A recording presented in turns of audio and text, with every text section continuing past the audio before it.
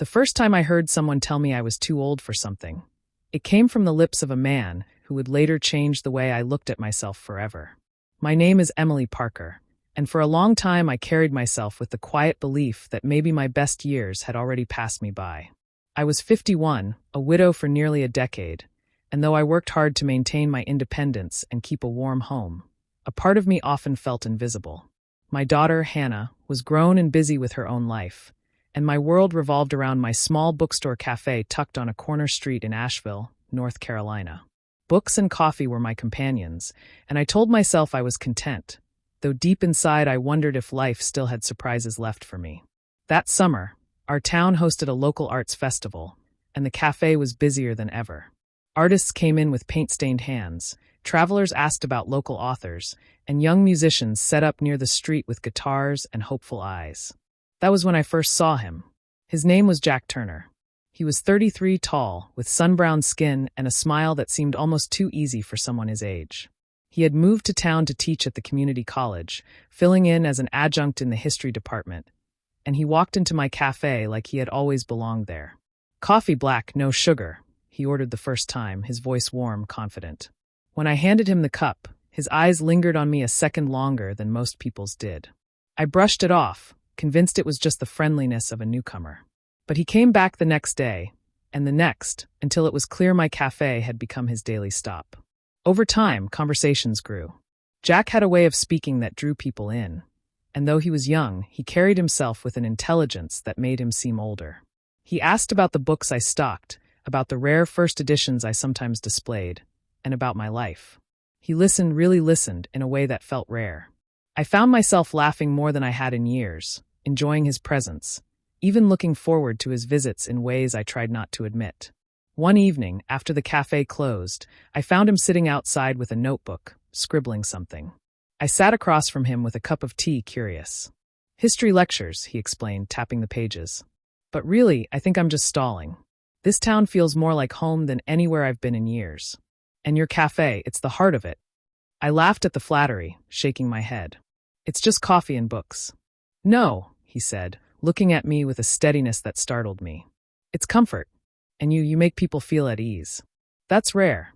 Something fluttered in my chest, a spark I hadn't felt in years. But I quickly pushed it aside. He was too young, and I knew it. Weeks turned into months, and Jack became not just a customer, but a friend. He helped me lift boxes when new shipments arrived, painted a shelf when it began to peel, even stayed late one night to fix the stubborn old espresso machine that groaned like it was ready to give up. My daughter noticed, teasing me when she came by. "Mom, that young guy definitely likes you," she whispered once, smirking. I dismissed her, though secretly the thought had already crossed my mind more than once. The turning point came on a rainy evening in October. The streets were nearly empty, the festival long gone, and I was closing up when Jack walked in drenched from the storm. He shook the water from his jacket, laughing at his own soaked state. I offered him a towel and a hot cup of coffee, and as we sat together, the storm outside rattling the windows, the conversation took a shift. "You ever think about dating again?" he asked suddenly, his eyes fixed on me. I nearly choked on my tea. "Dating? At my age? Jack, I haven't thought about that in years." "Why not?" I searched for words. "Because people my age aren't exactly looking for someone like me. And besides you." I stopped, realizing I had nearly said too much. His smile was faint, almost teasing. "Because I'm younger?" "Yes," I admitted. "You're in your 30s. You have your whole life ahead of you.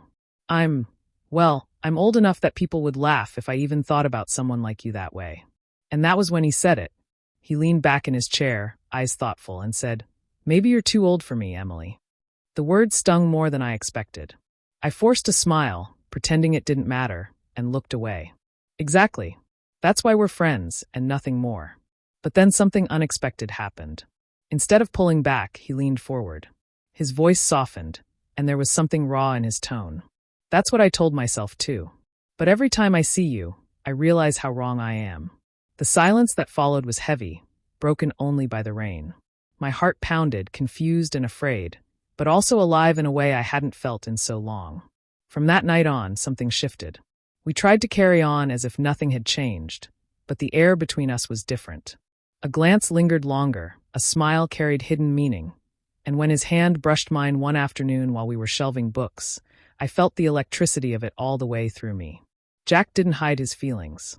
He came by more often, found excuses to spend time with me, and when the cafe was slow, he would sit across from me and ask about my dreams. He wanted to know everything: what my favorite book was as a child, what I missed most about my late husband, what I secretly wished for but never said aloud.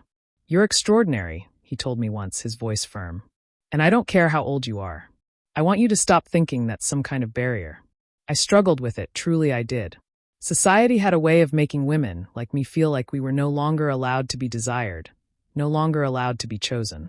But Jack kept showing me, through every word, every look, every small gesture, that he saw me differently. The night it all came undone was during the town's winter fair. The streets were lined with twinkling lights, music played, and couples strolled arm in arm. I had gone to watch quietly, not expecting anything special, but Jack found me near the hot chocolate stand. He bought me one, handed it to me with a grin, and we walked through the streets together. At some point, he stopped, right there under the glow of the lights, and looked at me with that steady gaze. "Emily, I can't keep pretending this is just friendship," he said. "I don't want to. I know you're worried about what people think, but I don't care. I want you." My breath caught. "Jack!" But before I could argue, he reached for my hand and pulled me closer.